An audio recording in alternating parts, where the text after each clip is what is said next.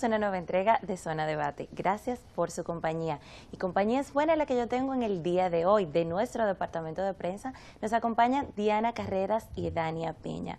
Como siempre, el licenciado César Duvernay, uno de nuestros periodistas estrellas. Y queremos darle una bienvenida muy especial a unas personas que vienen desde la Dirección General de Programas Especiales de la Presidencia. Ellos son Ajax Mercedes, quien es subdirector de la misma y coordinador del plan Quisqueya Digna. También se encuentra con nosotros Nicolás Guevara, quien es gerente de Desarrollo Territorial Integral. Bienvenidos. Don César. Pues caramba, ya que tenemos a dos ejecutivos de todo lo que significa la lucha contra la pobreza, hacer que las personas tengan una habitabilidad y una forma de vivir cada vez más digna. Siento que lo más interesante para poder contextualizar es que ustedes le expliquen al país en qué consiste su trabajo, cuáles son las áreas de acción, de dónde dependen, de dónde salen esos recursos y sobre todo si tienen algunas cosas que exhibir desde el punto de vista de los resultados.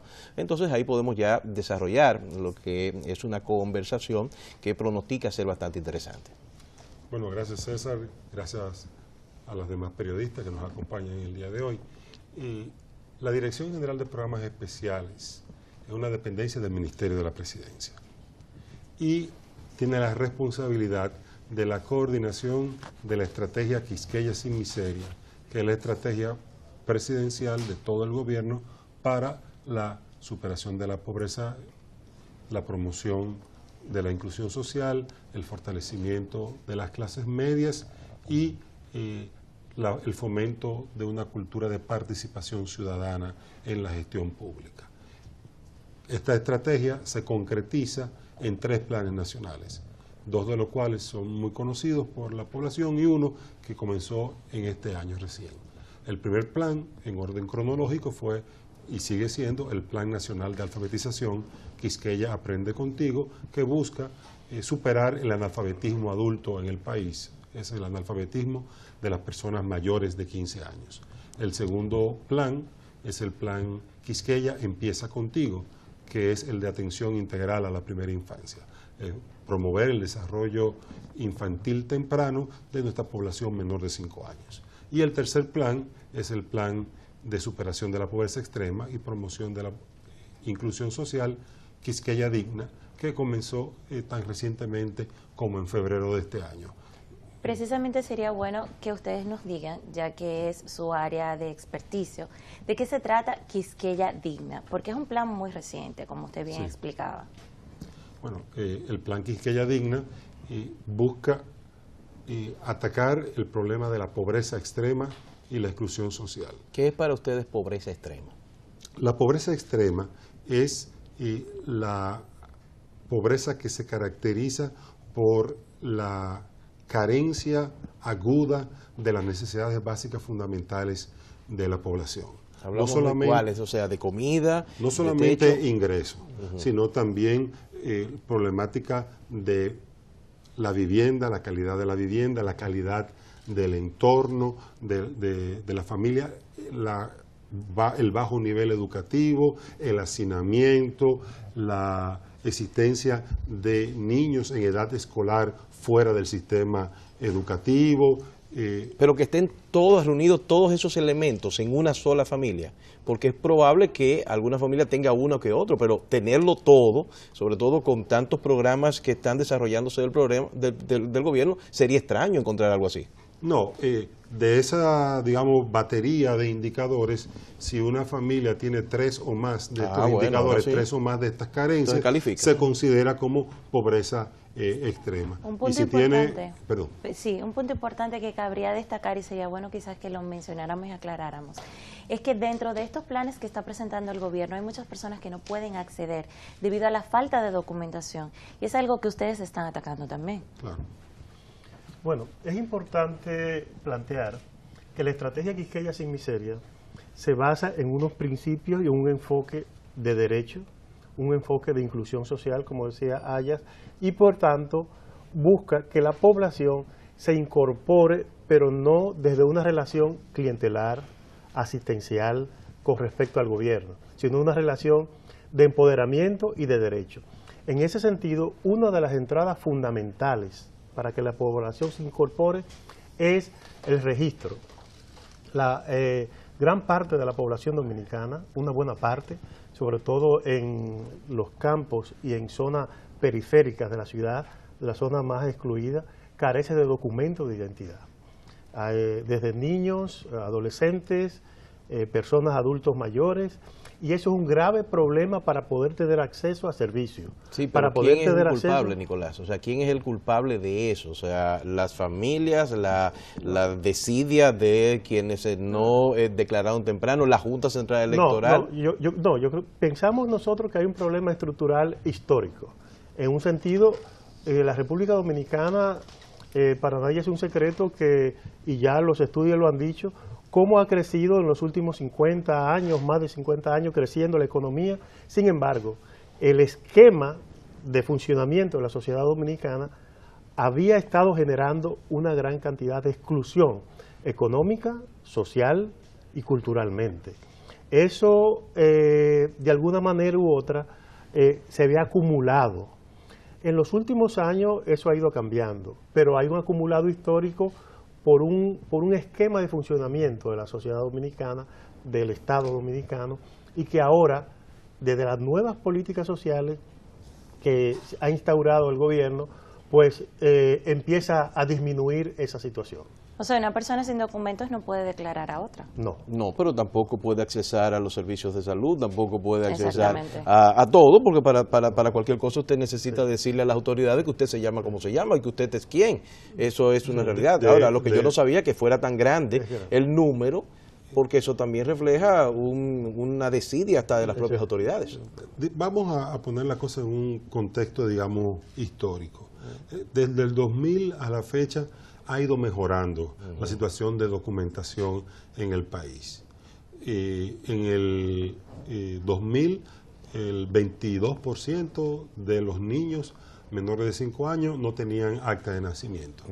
Eso ha ido mejorando y al 2014, de acuerdo a la encuesta en Hogar, que es una encuesta que se aplica periódicamente, era un 12%.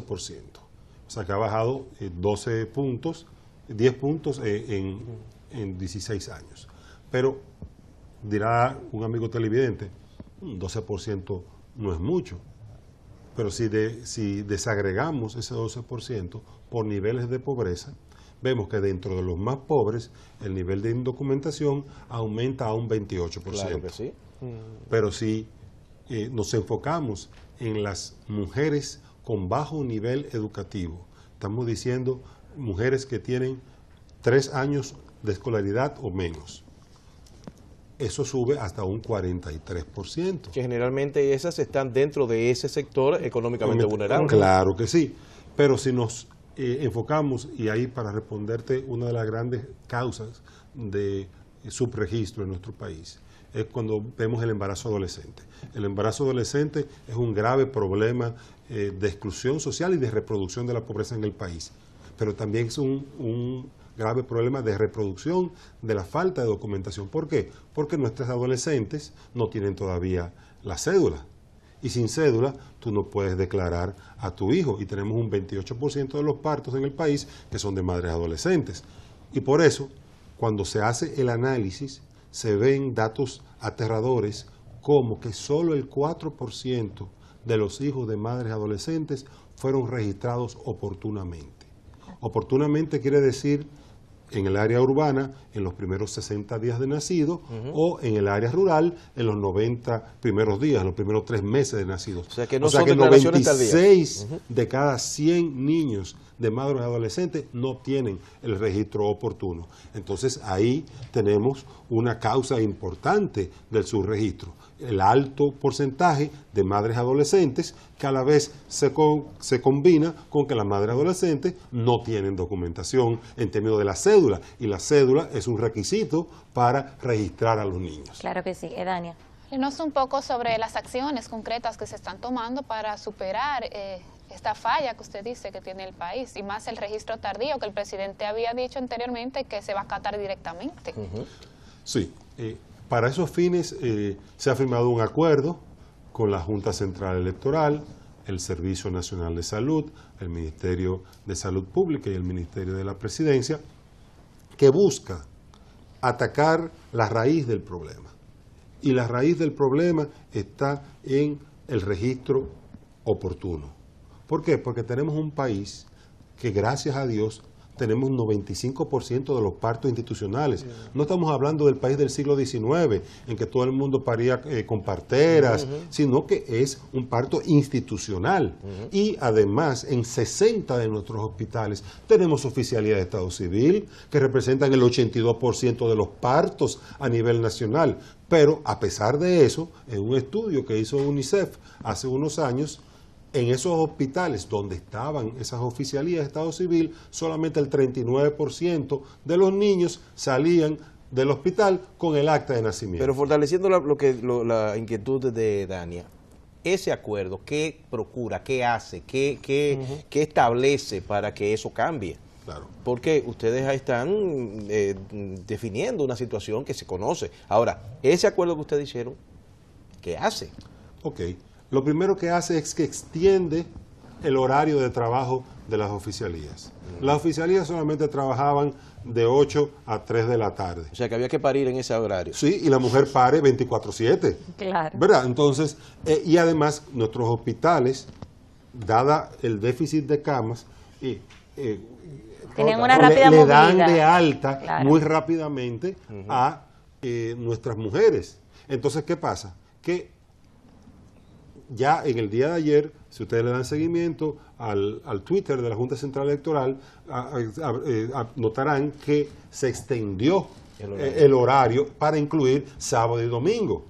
Entonces, ¿por qué? Porque había muchas mujeres que parían un viernes en la noche, el sábado ya le daban de alta y la oficial de Estado Civil llegaba el lunes a las 9 de la mañana. No, y quizás si en un pueblo o algo por el estilo era más difícil, ¿no? Sí. Entonces, esa es la primera acción, el poder extender el horario y hasta ahora estamos solamente trabajando de 8 a 4 y los fines de semana otra vez de 8 a 4. La idea es que se adicione una tanda adicional para de 4 a 10 de la noche tener también oficiales del Estado Civil operando para que ese grupo de mujeres que son dadas de alta a las 8 o 9 de la noche en nuestros hospitales públicos, que actualmente no están pudiendo ser registradas, puedan registrar sus niños. Ese es el primer aspecto que estamos haciendo. El segundo aspecto muy importante es trabajando con las unidades de atención primaria, porque no podemos esperar a que la mujer llegue al hospital para intentar resolver el problema. Nuestras mujeres van a la consulta prenatal y en la consulta prenatal nos podemos dar cuenta quién tiene cédula y quién no. Tenemos entonces 6 meses para acompañar a esa madre durante el proceso de gestación, no solamente que se tomen los nutrientes, no solamente que se cuide en su dieta, sino que si no tiene la documentación, si no tiene la cédula, la acompañamos durante ese proceso para que al momento de que llegue el parto, ya esa madre tenga una cédula y con esa cédula pueda registrar a su niño. ¿Y eso se está haciendo? Ya se está comenzando a hacer. Se está comenzando. Claro, bueno, te decía que tan reciente como el día de ayer ya se ve uno de los frutos del acuerdo, que es la extensión a sábado y domingo de un horario que antes no existía. Lo que pasa es que la pregunta es tramposa, porque usted sabe bien que eso significa recursos, eso significa un personal extra que hay que pagarle, significa también una logística que verdaderamente hay que buscarla. Eso es un compromiso del Ministerio de la Presidencia en el acuerdo y ya lo estamos cumpliendo. ¿Qué se hace en el caso entonces de las adolescentes? Porque seguimos teniendo la misma situación con ellas. Hay muchas menores de edad que quizás no puedan realizar ese procedimiento. Mire, lo más importante es prevenir el embarazo adolescente.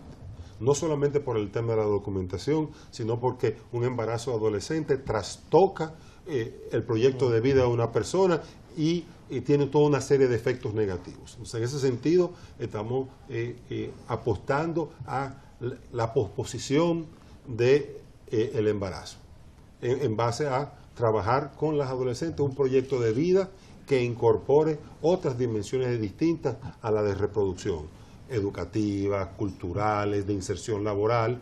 Entonces, por ahí comienza la respuesta. Y ya estamos trabajando en varios de los barrios conformando redes de adolescentes para trabajo entre pares. Porque César va a hablar con un adolescente, el adolescente no le va a hacer caso. Habla con un viejo. Bueno, tú lo dijiste, tu confesión de parte, relevo de pruebas. Pero un adolescente habla en el mismo código de un adolescente. Y estamos conformando redes de adolescentes en 20 barrios de Santo Domingo, Distrito Nacional, San Cristóbal, Santiago y la provincia Altagracia. Y ahí hay un elemento importante, perdón, Aya, Sí. fundamental, el cómo lo estamos haciendo.